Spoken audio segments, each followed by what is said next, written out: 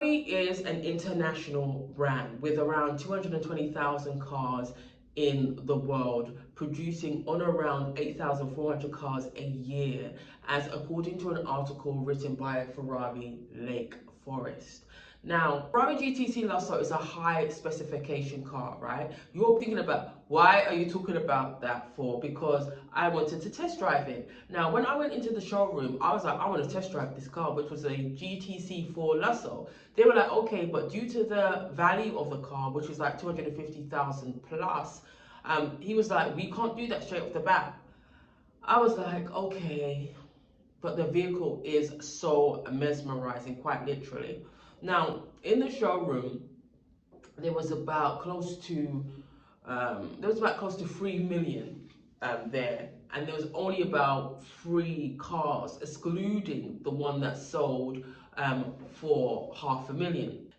When you go into a Ferrari showroom, right? Many of the cars on display are obviously pre-owned, but are in impeccable condition. When I went into the showroom, one was already sold, waiting to be delivered for like 500,000. I was like, okay, you will get one of those. You'll get one of those soon. You'll get one of those. Anyway, I got sidetracked. Let's get back on track.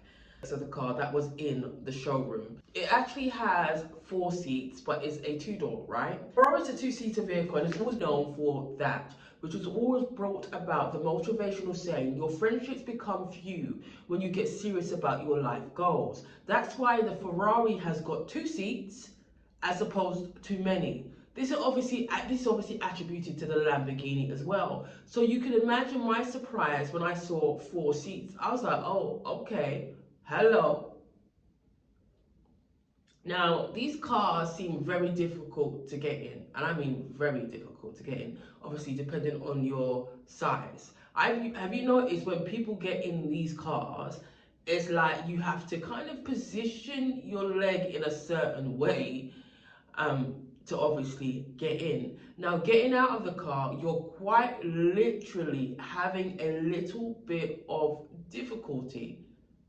I would say this is obviously dependent on the level of space you have to work with and your size. I've seen men literally crawl out of Ferraris to get out.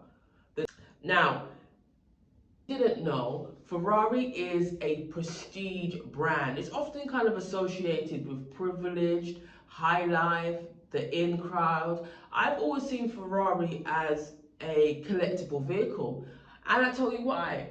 Ferrari's value appreciates primarily because they don't produce many of that one. They don't. Ferrari's value appreciates primarily because they don't produce many vehicles as other kind of low to medium car segments do. Scarcity of an item pushes up the price, as we all know. So over time, depending on whether or not the car is vintage, it will appreciate in value. The specs of the car is that it obviously is a two-seater, it has a V12 engine, 4 seats, it's aesthetically pleasing to the eye, and it has a great finish to the car.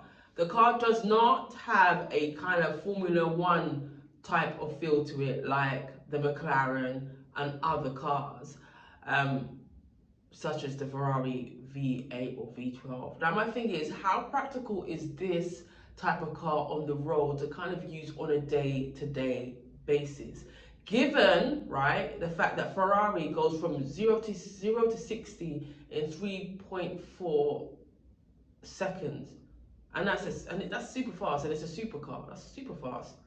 It's not really ideal for inner cities roads. Could you imagine? Just imagine you're driving through a city to run an errand, given the fact that inner city roads are obviously congested. You would have to be stopping and starting because all the time, because obviously you're because you wouldn't be able to kind of go great lengths with the car because of the traffic lights. So you won't be able to kind of utilize it to its full extent unless you live, yeah, unless you live live on the countryside or space where it's quite spacious. You know what I mean? More importantly, you know when someone's driving a Ferrari because I feel like the engine has a distinct sound to it. It's not like these other type of cars. You know when someone's driving a Ferrari. But how about the carbon emission it kind of gives off? Well, this is obviously dependent on the amount of, obviously, miles it does. The more miles it does, the more emissions it obviously gives off. Now, I think Ferrari is a kind of a guzzler. What I mean by that, it will obviously be expensive to refuel. It's not going to be cheap, as they are not an electric car. My thing is that Ferrari is obviously a supercar, meaning that it has high specifications in terms of engine and the power it has. Ferrari is a company producing high quality specifications and can only be found in certain parts of the world. And its competitive advantage to me is its uniqueness, its ability to be forward thinking, innovative, and it enables the company to be a leader in supercars. However, what would be good to see is that is if they would ever consider to implement electric cars. As I was looking, and doing some research to establish if that would ever be the case, I came across an article by Automotive News that said that Ferrari will be launching its fully first electric vehicle in the last quarter of 2025. How true or not that's going to be, I don't know. But it would be great to see what it would obviously look like. And one thing is for sure, two things is for certain.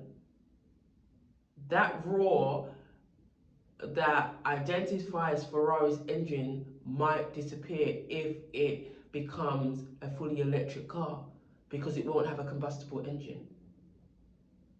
Whilst I didn't get the opportunity to obviously test drive this particular Ferrari, because obviously when I called back to see if it was still available to test drive, it was sold. So I also went to obviously view the McLaren, but I'm obviously going to do another video on the McLaren and obviously talk a bit more detail about the McLaren car, because the McLaren car is more like a Formula One type of vehicle. But let's see how it all pans out, and peace out and take care. On to the next time. Peace.